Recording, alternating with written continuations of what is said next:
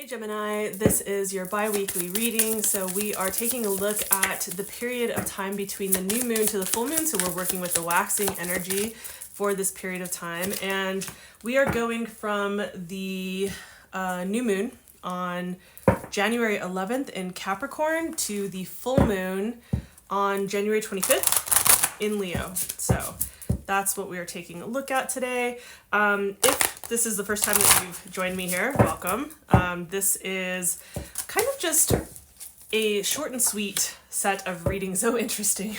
So this is a short and sweet set of readings, just because like the month-long readings, you know, we can tend to just like over the course of a month, so much can happen. These are meant to be like, we can focus on something for 2 weeks, right? Like that's totally doable.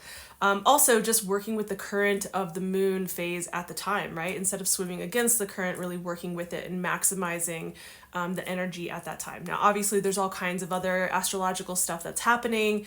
You can check out my astrological highlights videos for those kinds of, you know, that type of information. But here we're taking a look at what is the area of life that is being pointed out to you, that you're being directed towards, to focus your time, energy, and attention into for at least 2 weeks, just 2 weeks, right? If you put some love and tender care into this area of your life, some attention, how it would benefit all areas of your life. So we're looking for the linchpin, right? That's going to ripple out and affect all areas of your life in the best way. And so the area of life that we're taking a look at here is the 8th house, right? So 8th house really typically has to do with, we could say, I mean, typically people say other people's resources, but really it's shared resources, like loans, debts, taxes, if you have joint accounts with other people, whether that be a spouse or a business partner, things of that nature, inheritances, right? Things like that. It does have to do with death. That doesn't, please don't let that scare you. It can be metaphorical. I'm not, but it can be metaphorical. So I like to say that because I think that people see anything with like grief or death or, you know, it's like, yes, it's unpleasant, but it doesn't always have to be literal, right? So this particular area of your life. So are there things here that are in need of your attention, Gemini? And if so, then you probably already know what that is. You're probably going, oh God. Like, it's not everybody's favorite house for a reason. So this is where if you were to clean and clear anything up, then that would be great. But putting your time, energy, and attention, working with the energy of this waxing energy, right? What we're building momentum towards, what we are laying down the tracks for, creating momentum for, like all of that. We would be looking at like maybe how do you want to structure, or what kinds of agreements or structures are you wanting to work with for the next year even, right? Like this particular month, January, is really going to set us up in a lot of ways for what the structure of our life looks like over the course of the rest of the year. And so especially with a moon in Capricorn, and for other reasons that you can go watch the astrological highlight video, I'll link at the end. This particular one is really beneficial for that. So I would think that working with this and looking forward and looking at how you want to build momentum, it's like, well, how do you want this area of your life to be healthy if it isn't?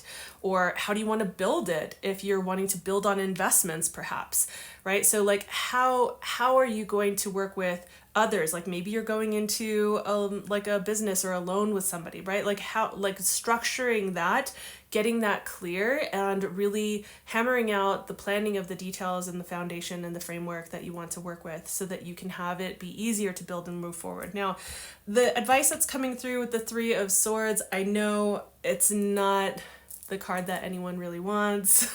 However, this is the advice that you're getting. And I think what I'm feeling with this is just that, you know, sometimes the way that we envision this going, anything in our lives, but the way that you may be envisioning this going, you might need to relinquish some of the ideas that you have around it, and that could be disappointing, you know, or it may not really go as smoothly or look the way that you would like. There may be things that you have to just be okay with being disappointed with or letting go of. Now, that doesn't mean you let go of everything completely and entirely. However, that can mean that there might be certain parts, certain aspects of like a project or an investment or, that you're working with that might be more challenging, and therefore you might have to like kind of let go of your absolute ideals that you had. Instead of holding to that, you might be a little disappointed, right? Not to say that you shouldn't strive for the best, but just understanding that, I think sometimes like it's natural for us to resist that. And then also, I think that with this coming through as well, they're just like whatever deals or shared resources, you just might not really, it might not be the way that you would like it to look or feel necessarily. Like it might totally shift and change. And I think just understanding and preparing yourself for that, not in a way of like, prepare for the worst necessarily, but more like, how can I be ready to pivot? How can I cultivate within myself the ability to feel my feelings and also to be able to pivot when needed, so that I can move quickly and flow quickly through any kinds of challenges or disappointments that come forward, right? So I hope that this feels helpful. If it has, please give the video a like. Send this to another Gemini so that they get a chance to check this out. Gemini Rising, Gemini Sun signs. If you haven't subscribed, please do. And also I will go ahead and link the new moon astrological highlight video that I just put up earlier today so that you guys can check that out.